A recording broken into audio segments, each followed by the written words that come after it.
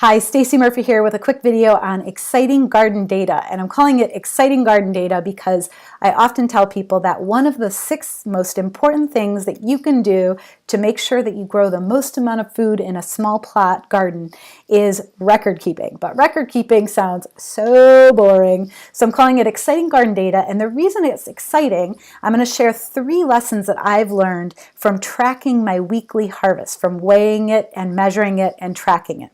So that's why data is exciting, is you can track it, you can see what you're doing well, and you can replicate that again next year. So that's a bonus. And things that aren't going so well, things that you don't expect and you don't want to see again, you're not finding joy in, you can find it in the data and you can not do that next year. So that's another reason to track the data so you know what not to do. And finally, Mother Nature is filled with patterns. And tracking your data is a way to understand those patterns and to better fit into those patterns and therefore grow more food. So essentially what you're doing is you're increasing your yield, your harvest yield when you are record keeping, and you're making decisions from that data year to year. And also what you're doing secondarily, or maybe primarily, is you're improving your garden joy. You're doing the things you love and you're leaving behind things that are no fun. And basically, the things that are no fun are things that are not bringing you the yield that you want. So that's why garden data is exciting and why I geek out over it. And I'm going to switch over to some slides to show you the lessons that I've learned. So each week I harvest all of my produce. I lay it all out on a table so that it looks pretty, and I take a photo of it so I remember what I harvested each week. And I also weigh every crop individually. So how many pounds of cucumbers, how many pounds of beets, how many pounds of tomatoes. I also count the number of bunches of herbs. And I'll show you why I do that at the end of this video. So what I'm doing here is I'm basically weighing in my harvest every week and recording the number of pounds of each into what's called a harvest log. And I'll show you some of the lessons that I learned from that harvest log in just a minute. But what I wanted to share with you just before we do that is there are lots of bits of data that you can collect that will help you increase your harvest yield and will also increase your garden joy. So all the different data that you could collect has lessons that you can glean from it. So some of the types of data that you might want to be collecting are any notes to yourself about what you did this year that didn't work out so well that you might want to change next year. Make sure you write those things down somewhere. Here's kind of like a typical data. It's like a general notebook where you're just taking notes. And it's not very organized, but it does the trick. And sometimes there's diagrams and sometimes there's text. So that's one way to collect data. Another way to collect data is what's called a crop plan. And this is something that I talk about in a lot of other trainings. It has all of the dates for your seeding, your transplanting, your harvesting, your locations in which you are going to plant those things, and then what your expected yield is. So this is kind of like a roadmap for the whole season. And I talk about this in full detail in a lot of other videos. So I'm not going to talk about it here, but it's a very helpful tool to start using.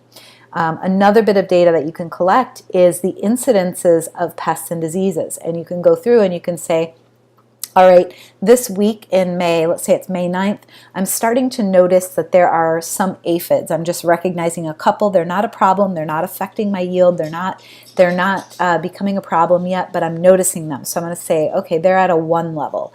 And then, sometime later, maybe like June 6th, basically what's happening is the aphids are totally eating my crop, and the crop is beyond all repair, and I probably have to pull it out. That's a pretty high number. Here I'm giving it an 8. I have to do something about it. So at a 1, you might notice them. You might not do anything yet. You might want to do some preventative measures. So what this does for you, this bit of data, is it tells you over the course of a season when each pest comes to full maturity in your garden space, and you can prepare for it. So that's a really good piece of data to have. It'll help you next year for sure. This year it might not help you quite as much. And then another bit of data that's really helpful to know, rainfall and weather. So more and more climate change is occurring on a global scale, and droughts are happening, massive storms are happening, and hurricanes.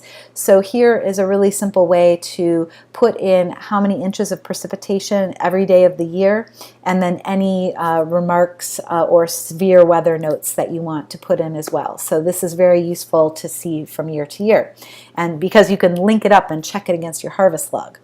And then another type of data is visual reminders, just putting down in a garden journal photos of what's going on so that you can remember what things looked like. Another bit of data that you can collect is compost turning and temperature. So if you have a compost pile, the number of days until it becomes compost can be significantly shortened if you turn the pile and keep that temperature hot. So you can actually take data and understand what's going on in your compost pile. You can do some soil fertility logs and understand how much compost, how much manure, how much cover crops you have done to each one of your planting beds, so you understand what the level of fertility is in that bed. You can do seeding and propagation logs, which show you whether or not certain seeds have germinated well or not, and at what temperatures that they've done well. So that's useful data to have. So that's all data that you can collect. But the first thing that I would recommend that you collect, if you were going to collect one bit of data, this is the one that I would collect. Collect a harvest log.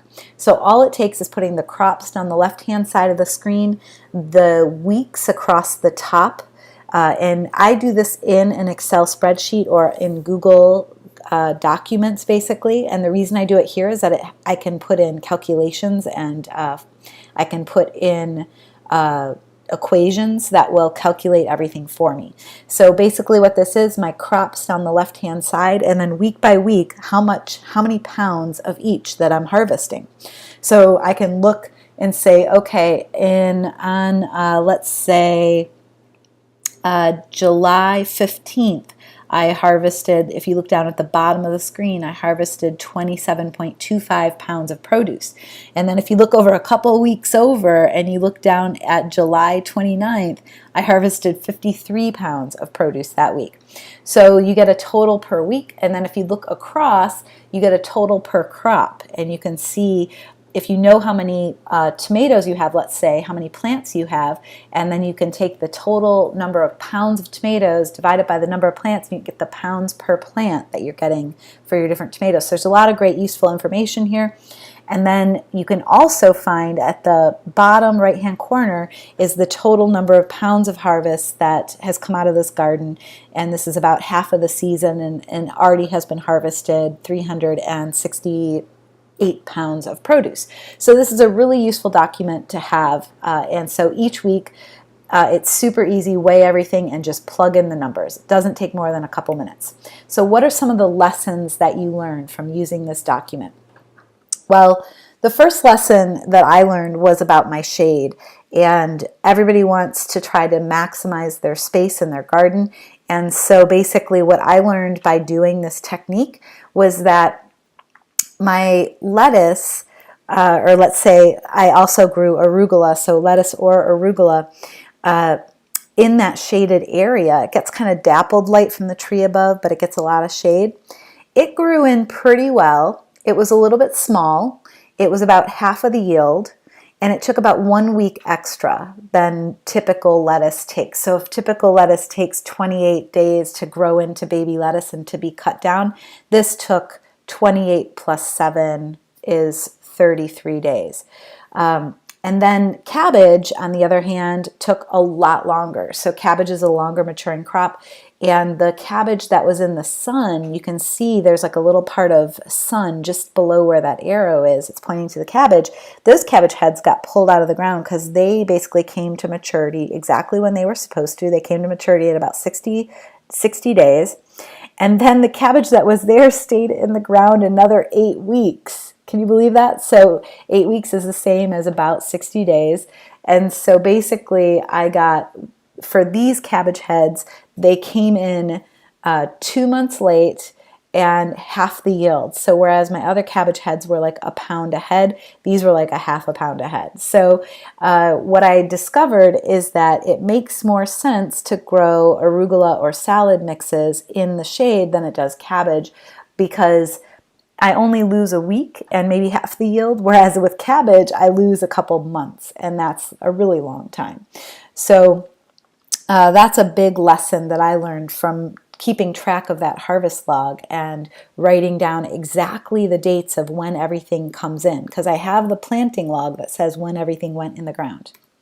And the next thing that I learned was about varieties, and the question was, which variety yields more? So a lot of people, they love their leafy greens and they have a very particular favorite. And for me, I love lacinato kale. I like the texture of it. I like that the aphids don't really find it as easily. They don't really get caught up in the leaves as easily.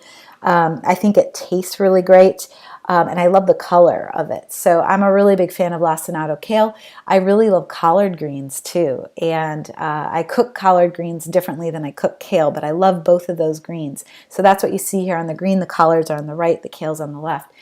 Now, what I learned from my harvest log is that generally with the same number of plants, let's say there is 10 plants in the ground, I'm getting 2 pounds of collards, and I'm only getting 1 pound of lacinato kale each week with the same spacing. They're about 12 inches apart.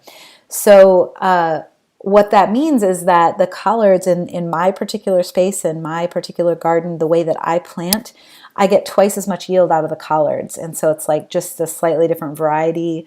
In this case, a different plant, but similar type of plant, and I get a lot more produce.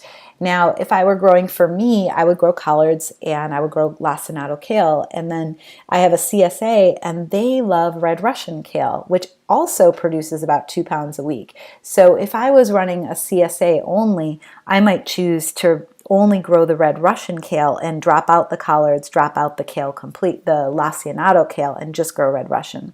So depending on which variety you want, you can look at which one yields more.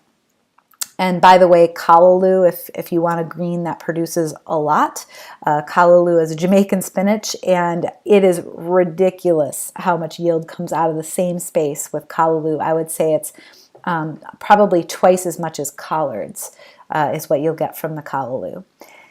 All right, and the third thing that I learned that was really important was really noticing the difference between what was me and what was the weather. So in 2009, I got started late. I put my tomatoes in the ground mid-June, which is almost in the middle of growing season in Brooklyn, New York, and I got about 6 pounds per plant on those particular tomatoes, and I planted early girls because I like them because they come in early.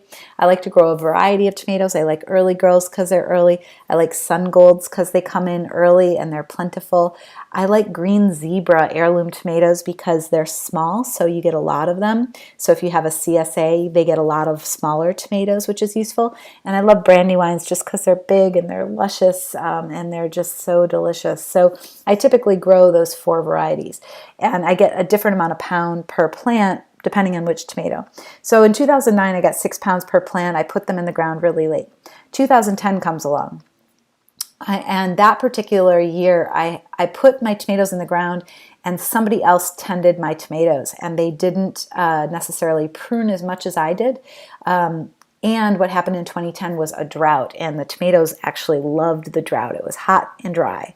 And so we got 8 pounds per plant, and I think we probably could have gotten more had we pruned a little bit more. 2011, 5 pounds per plant because there was a hurricane. So somewhere near the end of the season, all the blooms got blown off the plant. We ended up with about 5 pounds per plant. Same thing in 2012. We had another hurricane, 2 hurricanes in a row in Brooklyn. And that year we got about 6 pounds per plant. The hurricane came in a little bit later in the season. 2013, 2014, I didn't grow in that particular space. 2015, I only got 1 pound per plant because I should have known better. I bought a 6-pack of early girl tomatoes. They didn't look great. And I thought to myself, I shouldn't put these in the ground. They don't look great. But I had one opportunity to put them in the ground, and the next opportunity was a month later with different plants. And I thought, well, it's better to get them in the ground early. So I put them in. They never did anything. They never produced. It was a terrible, terrible year for those tomatoes.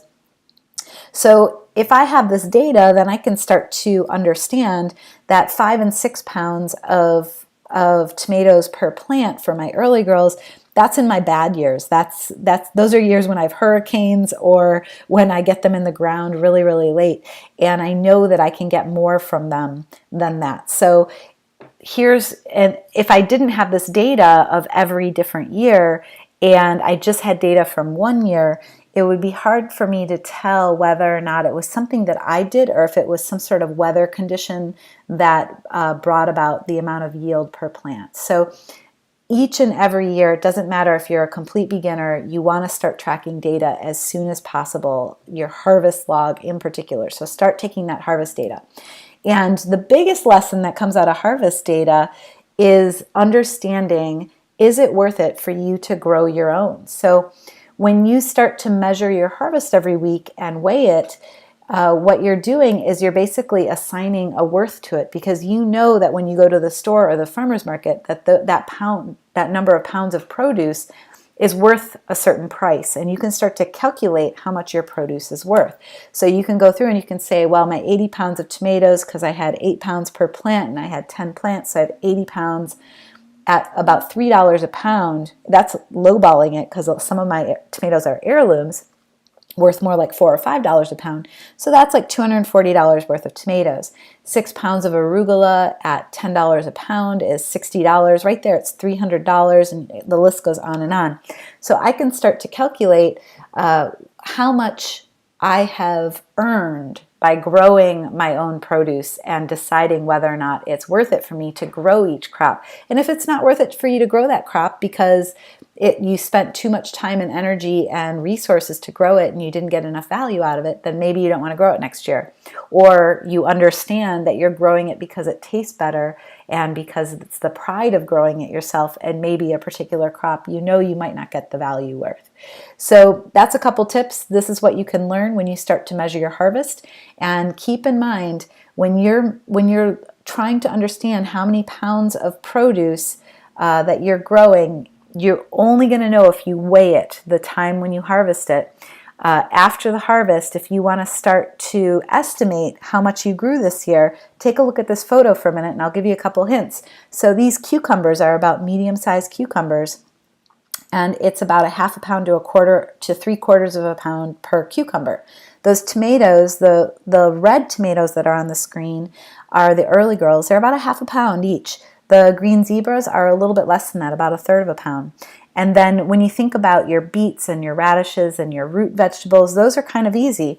You know from going to the store, a lot of times they're by pound, and you look and typically there's like 3 medium beets in a bunch. That's because 3 medium beets is a pound. About 6 medium carrots in a bunch is a pound. 8 to 10 radishes in a group is a pound. And if you look at your bunching greens, somewhere between 12 and 15 stalks of collards or kale will be about a half a pound. So it just depends on the size of those leaves. So that's a couple tips, and you can learn a whole lot from weighing your harvest every week. I highly recommend that you keep that harvest log. You're going to see trends in the data, and you're going to be able to make decisions about what is worth growing. That's it for this video. I'll see you on the next one.